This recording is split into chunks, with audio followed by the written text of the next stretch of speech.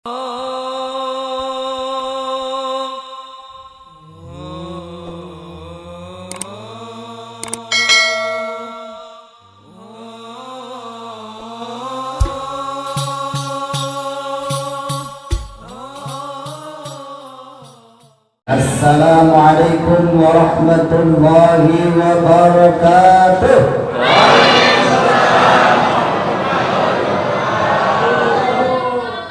Alhamdulillah wassalatu ala rasulillah wa ala alihi wa sahbihi wa mawala la hawla wa la quwwata illa billah.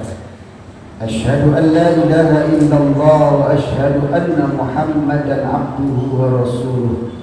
Allahumma salli wa sallim wa barik ala sayyidina wa nabiyyina Muhammadin wa ala alihi wa ashabihi wa man tabi'ahu ila yaumiddin, amma ba'd.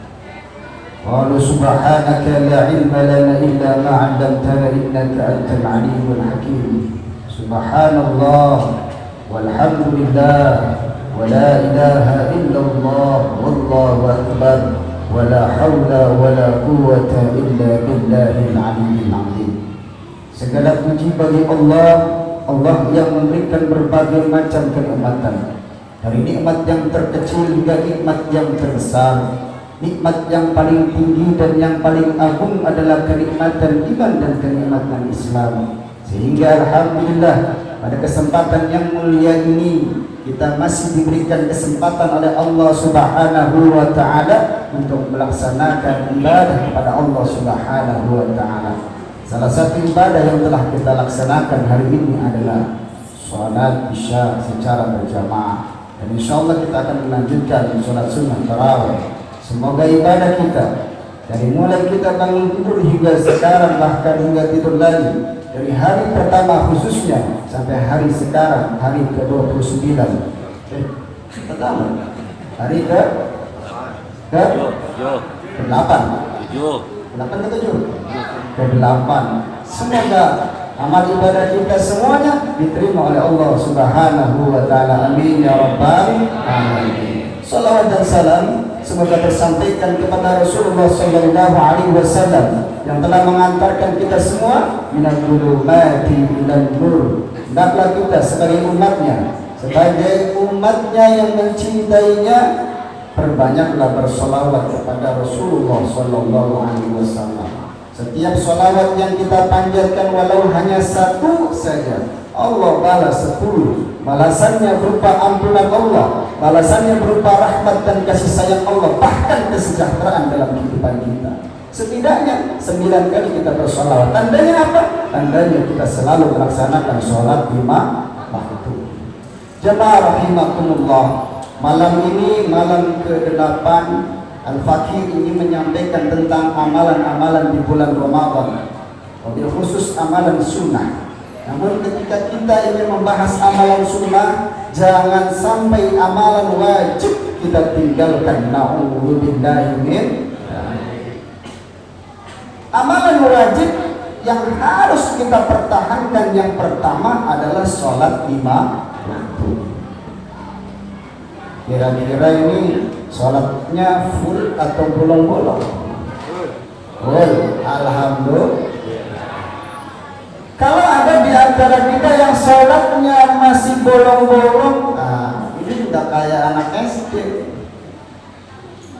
Syukur kita bisa melaksanakan sholat secara berjamaah, sebab tentulah berbeda orang yang sholatnya sendirian dengan orang yang sholatnya berjamaah. Maka pastikan diri kita, keluarga kita, orang-orang yang kita cintai semuanya melakukan atau melaksanakan perintah Allah, yaitu sholat 5 waktu. Sebab apa? Sebab orang-orang yang meninggalkan sholat 5 waktu sampai Allah wafatkan dirinya, maka nanti akan dimasukkan ke dalam api neraka sakar.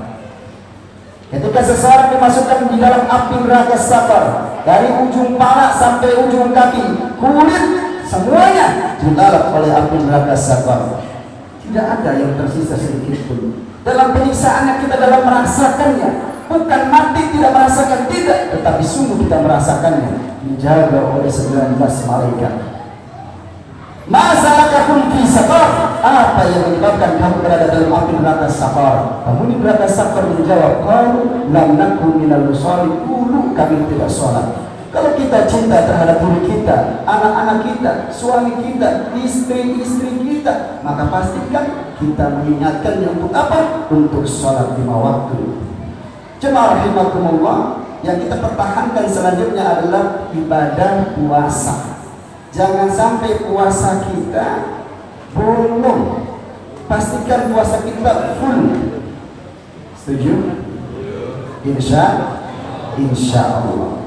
Kalau kita sudah melaksanakan perkara-perkara yang wajib, maka kita pindah ke perkara-perkara yang sunnah. Di bulan Ramadan, sebelum datang bulan Ramadan, kita dianjurkan untuk berdoa di hadapan Allah Subhanahu wa Ta'ala, dan doa ini selalu dipanjatkan oleh kita semuanya. Dan doa ini selalu diajarkan oleh ulama-ulama kita. Allahumma barik lana fi Rajab wa Sya'ban wa balighna Ramadan. Sudah sampai ke bulan Ramadan, tetapi disayangkan sholat tarawihnya tidak dilaksanakan. Pak Ustaz, kan sholat sunat tarawih kan hukumnya sunnah. Ya namanya sunat tarawih ya sunnah.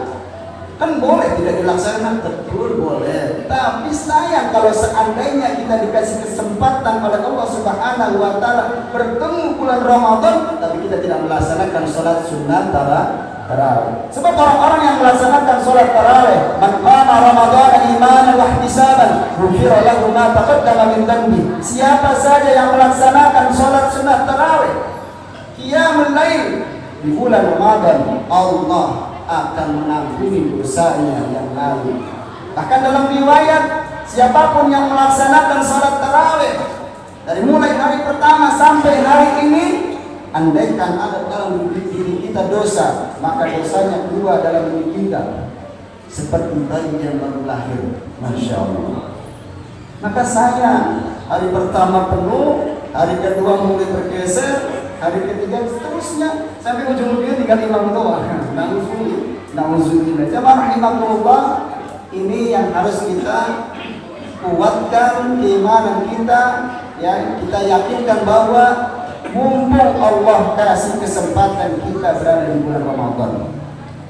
Amalan sunnah berikutnya adalah menyegerakan saat berbuka. Nah, ini paling senang, ya, sehingga ada yang bukanya jam 12 siang. Mau Allah azan sendiri, makan sendiri. Nah, ini nggak boleh. Yang dimaksud dengan menyegerakan ketika kentong azan maghrib, Allahu Akbar, Allahu Akbar, kita langsung berdoa dulu, baru kemudian cukup minum ataupun makan kurma. Kalau ada susu kita minum susu, kalau ada kurma kita kita makan kurma, kalau ada madu kita minum madu. Kalau ada madu dan susu, pilih mana? Madu. Boleh madu dulu, baru kemudian susu.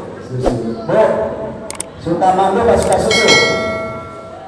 Suka susu katanya. Bapak-bapak suka madu ya? Suka madu suka susu? Madu katanya. Kalau ada madu dan susu, diutamakan madu terlebih dahulu, kemudian susu. Ketika ada kurma, makan kurma, lalu kemudian minum air. Kalau nggak ada apa-apa, yang ada aja di depan, ada bakwan makan. Ya, kalau nggak ada sabar. Alhamdulillah Masjidul Huda selalu ada buka puasa ya. Alhamdulillah. Banyak yang memberikannya, dan ini juga sunnah. Ketika kita memberikan makan orang yang berbuka, maka pahalanya sama seperti mereka yang berpuasa tanpa dikurangi. Ini juga amalan-amalan sunnah. Jemaah rahimakumullah, amalan-amalan sunnah berikutnya adalah tadarus, membaca Al-Quran. Sebab Al-Quran diturunkan di bulan Ramadan. Disayangkan ketika bulan Ramadan tiba, kita jauh dari Al-Quran. Bukankah orang yang membaca Al-Quran, yang menghafalkan Al-Quran, yang mengamalkan Al-Quran, nanti akan mendapatkan mahkota cahayanya seperti cahaya matahari. Kedua orang tuanya diberikan 2 jubah kemuliaan. Kemudian ditanya, mengapa engkau diberikan 2 jubah kemuliaan? Kemudian dijawab, karena dahulu engkau memerintahkan anakmu mempelajari Al-Quran. Di sini ada dua makna. Makna yang pertama, bagi siapapun yang mau mempelajari Quran, mau membaca Al-Quran, dia akan mendapatkan mahkota cahaya yang seperti cahaya matahari. Dan seseorang yang mau menyuruh anaknya mempelajari Al-Quran, ngaji bersama para kiai, para ustadz, para habaib, maka dia akan mendapatkan dua jubah kemuliaan. Maka jangan sampai kesempatan ini hilang. Sebab kullu nafsin dha'iqatul maut, setiap yang bernyawa pasti akan mati. Ya. Sebelum Ramadan, saudara-saudara kita ada yang Allah wafatkan. Bahkan di bulan Ramadan pun satu demi satu Allah wafatkan. Kita tinggal menunggu gilirannya. Maka pastikan diri kita selalu melaksanakan perintah Allah Subhanahu wa taala, baik yang wajib, kita berusaha juga untuk melaksanakan yang sunnah.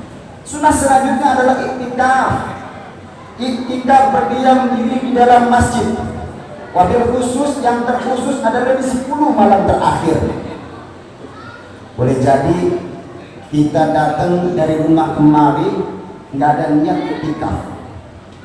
Padahal kalau kita masuk masjid dengan niatan iktikaf, itu ada pahala di dalamnya, dan itu sunnah bagi Rasulullah SAW. Ketika kita masuk masjid, jangan lupa baca doa. Ketika sudah berada di dalam, kalau sempat kita sholat tahiyatul masjid. Kalaupun kita tidak sempat, ulama di dalam kitab Al-Adhkar dijelaskan di sana, kalau tidak sempat kita membaca Subhanallah walhamdulillah wala ilaha illallah wallahu akbar sebanyak 4 kali, maka itu tidak mengapa. Jemaah rahimakumullah, maka pastikan setiap kita masuk masjid, pastikan kita niat iktikaf di dalam masjid. Dan itu adalah sunnah yang kadang-kadang sunnah tersebut terlupakan dalam diri kita, sehingga apa? Berada di dalam masjid tetapi tidak mendapatkan apa-apa. Nauzubillah. Banyak di antara kita yang ibadah tapi tidak mendapatkan apa-apa. Sebab apa? Sebab tidak ada niat dalam hatinya. Maka pastikan setiap ibadah yang kita lakukan harus didasari niat karena Allah Subhanahu wa ta'ala. Jemaah rahimakumullah, mengingatkan kembali bertadarus Al-Quran, baca Quran walaupun sehari 1 juz. Ustaz banyak amat, mudah 1 halaman, banyak Ustaz 1 ayat, hanya kok semuanya berapa? Setiap huruf itu kebaikan, Masya Allah. Kalau Idul Adha ada korban, tapi kalau Ramadan ada Al-Quran, maka pastikan diri kita membaca Al-Quran karena banyak kebaikan di dalamnya, banyak manfaat di dalamnya. Orang-orang yang membaca Quran nanti akan mendapatkan syafaat pada hari kiamat. Maka pastikan diri kita, keluarga kita selalu membaca Al-Quran. Jamaah rahimakumullah, ini yang terakhir, yang kadang-kadang kita suka bosan. Apa? Kita tidak istiqomah, khususnya terhadap yang wajib. Dan kita juga bahkan lebih tidak istiqomah yang umumnya terhadap yang sunnah. Lalu timbul pertanyaan, bagaimana agar kita bisa istiqomah? Yang paling penting agar kita bisa terus dari hari pertama, baik yang wajibnya maupun yang sunnahnya, khususnya tadarus Al-Quran, khususnya sholat sunnah tarawih, agar kita istiqomah dari hari pertama sampai hari terakhir. Maka kuncinya 1, 2. Yang pertama, pastikan bahwa hidup kita di dunia hanya untuk ibadah. Maka apapun kesibukannya, tinggalkan terlebih dahulu, kita ibadah terlebih dahulu kepada Allah Subhanahu wa ta'ala. Sebenarnya banyak cara, tapi hari ini hanya menyampaikan 2 saja. Yang terakhir adalah bahwa hidup kita hari ini adalah yang terakhir. Kira-kira kalau hari ini yang terakhir mau ngapain? Menonton Korea. Kalau hari ini hari terakhir mau ngapain? Orang kalau hari ini hari terakhir, wallahi dia tidak akan bermaksiat di hadapan Allah Subhanahu wa ta'ala. Justru dia akan sujud selama-lamanya di hadapan Allah Subhanahu wa ta'ala. Tandanya apa? Dia akan terus ibadah kepada Allah Subhanahu wa ta'ala. Makanya salah satu sebab bisa sholat khusyuk itu, pertama salah satunya adalah ketika kita sholat meyakini bahwa ini adalah sholat terakhir. Mau ngapain? Gak mungkin kita bercanda sholat. Mau ngapain mikirin yang lain, kita akan fokus dengan sholat kita. Itu tandanya apa? Itu tandanya ketika kita melakukan hal tersebut, insya Allah kita akan diistiqomahkan oleh Allah Subhanahu wa ta'ala. Mudah-mudahan tausiah yang singkat ini bisa diimplementasikan dalam kehidupan sehari-hari. Sebelum kita akhiri, ada syair, mudah-mudahan syair ini juga bermanfaat untuk kita semua. Syair ini ada di channel DSN Jakarta atau Biar Bakti. Yang belum subscribe channel saya, silakan subscribe. Yang belum subscribe channel Nurul Huda, subscribe dulu channel Nurul Huda. Sebab wa ta'awanu 'alal birri wat taqwa. Tolong menolonglah dalam ketakwaan. Insyaallah isinya tausiah semua. Bagaimana syair ini? Syair kalau dibaca anaknya akan jadi soleh insyaallah. Anaknya yang gak suka sholat jadi sholat. Anaknya susah tidur jadi tidur. Maknya susah tidur bukan tidur. Apa syairnya? La ilaha illallah, semua. La ilaha illallah. La ilaha illallah Muhammadur Rasulullah. La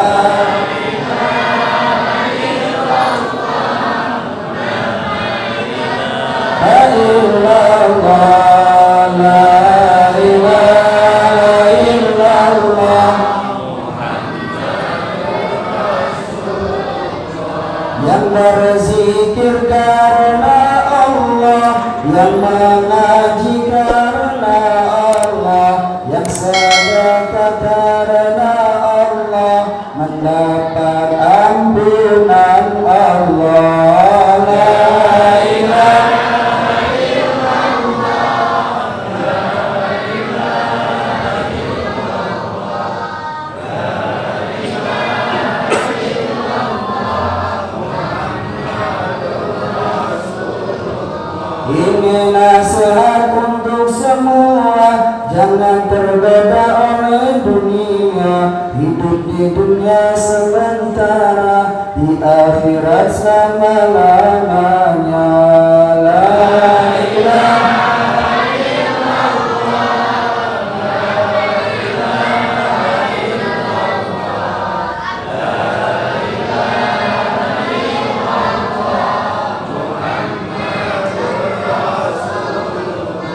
dekatlah dengan ulama agar hidup tambah mulia. Belajarlah ilmu agama agar hidup bahagia. La ilaha illallah. La ilaha illallah. La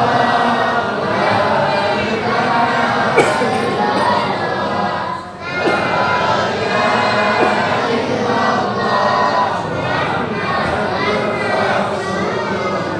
Menjauhlah dari maksiat agar hidup tidak tersesat. Tinggalkanlah semua maksiat agar hidup selamat. La ilaha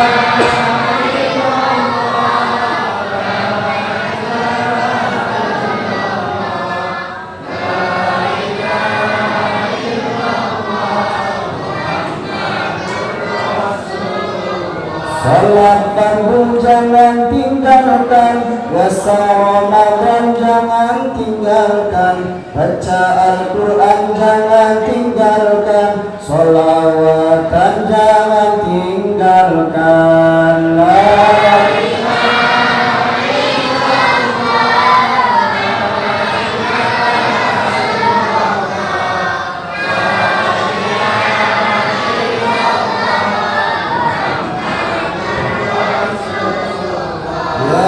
La ampuni kami, ya Allah sehatkan kami, ya Allah kabulkan kami seluruh harapan kami. La ilaha illallah. La ilaha illallah. La ilaha illallah Muhammadur Rasulullah. Saudara Nabi Muhammad. Yang mau lagunya, yang mau syairnya nanti subscribe di channel Nurul Huda. Di situ ada nanti didengerin, dihafalin, insyaallah Allah kabulkan hajat kita semua. Yang susah sholat jadi sholat, makin rajin dan makin istiqomah insyaallah. Mudah-mudahan bermanfaat. Khudmah sofa wa dalam kadar. Ambil yang baik, buang yang buruk. Billahi taufiq wal hidayah. Wassalamualaikum warahmatullahi wabarakatuh.